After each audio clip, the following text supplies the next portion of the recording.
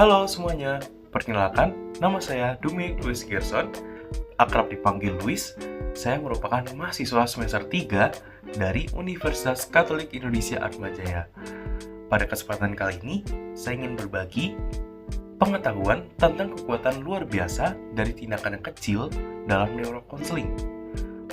Kalau saya sebut sih, the power of small action dalam neurocounseling. Mungkin kita sering berpikir bahwa perubahan besar harus datang dari tindakan yang besar.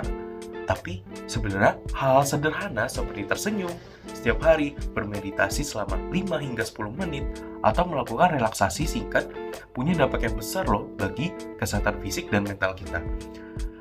Penelitian terbaru menunjukkan bahwa kebiasaan kecil ini mampu mengurangi stres dan memperkuat sistem kekebalan tubuh, menjadikan kita lebih tahan terhadap penyakit, termasuk kanker sekaligus loh.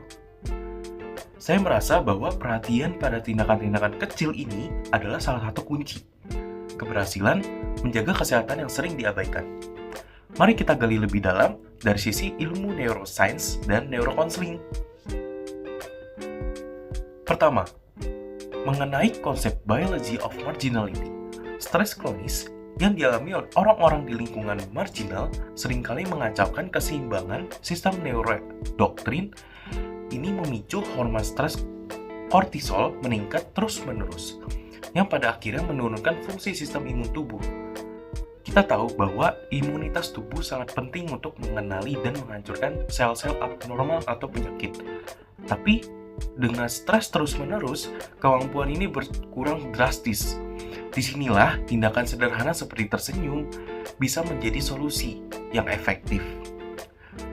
Senyuman menstimulus sistem syaraf parasimpatis yang melakukan rem pada hormon kortisol, menurunkan stres sekaligus meningkatkan kekuatan imun. Saya pribadi percaya bahwa senyuman sebagai ekspresi positif harus lebih sering digunakan. Bukan hanya untuk diri sendiri, tetapi juga untuk orang lain di sekitar kita. Selanjutnya, dalam konsep wellness and optimal performance, intervensi mind body seperti relaksasi, yoga, dan meditasi terbukti meningkatkan produksi neurotransmitter penenang seperti serotonin dan dopamin. Neurotransmitter ini penting karena menurunkan rasa stres dan peradangan yang berdampak negatif pada tubuh. Otak kita juga mengalami neuroplastisi, yaitu kemampuan luar biasa untuk beradaptasi dan membentuk jalur baru yang mendukung keseimbangan sistem saraf. Jadi, bukan hanya untuk mengurangi stres, tapi juga meningkatkan performa otak dan tubuh, sehingga respons imun menjadi lebih optimal dalam melawan penyakit. Saya berpendapat pendekatan ini sangat layak dijadikan sebagai rutinitas dalam gaya hidup kita di era yang penuh tekanan ini. Selanjutnya, saya ingin berbagi tentang hasil penelitian terkait.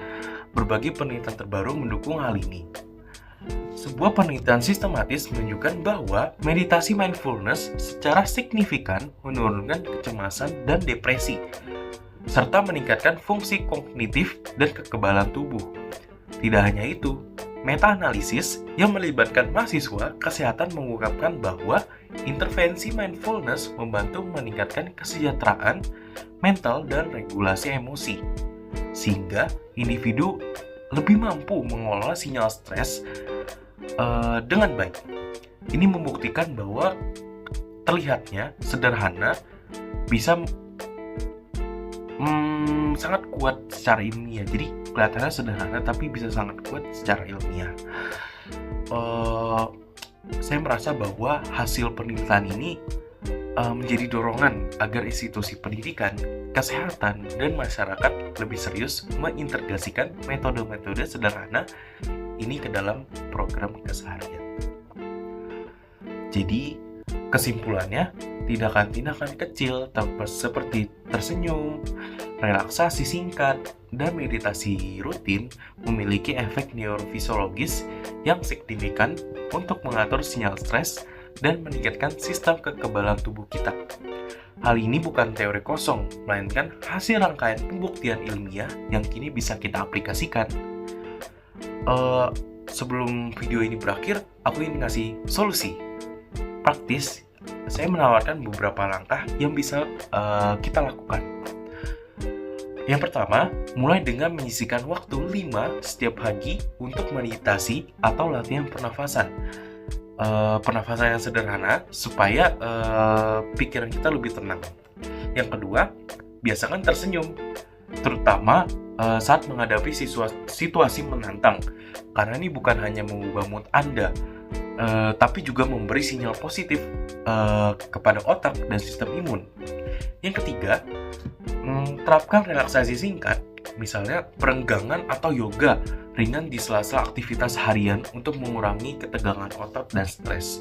Kalau kita boleh sharing,